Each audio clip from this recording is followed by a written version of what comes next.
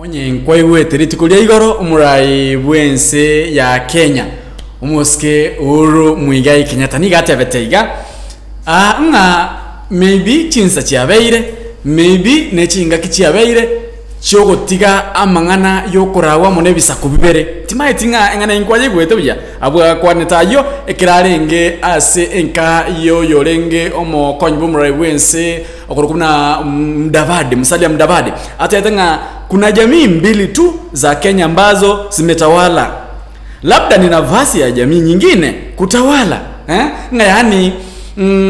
bisakumbere bya bere bikora kalenchi na Kikuyu.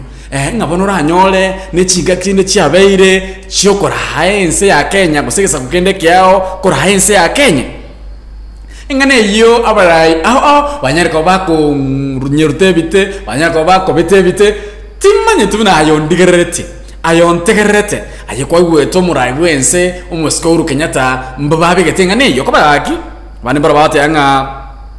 nigakurwanya mukonyo murai bwense umusko William Samoei Ruto tutageti abo mu president abane barabate anga mbona abukirina kubabuna nebisa kubire bikora utango 2013 nigatigete atigerege sokende kyao abane barabate anga hono igo niga chakira koleta mangana yo bogesaku elio gorete segi mense ya Kenya. My question is ayebno mo Kenya olio ligerete nando gwetengane iyo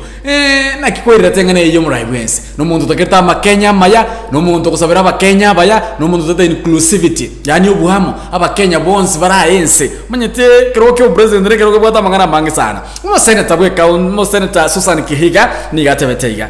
did he just woke up discover it has been jamii mbili ngani gabogete akaranga ni jamii bere chiko se kubere biga natokora gose kwa namanyite umugaba na bwe county gose umugaba na bwe county ya Makueni Kifuta Kibwana nigerata tena ki how does a tribe leads a country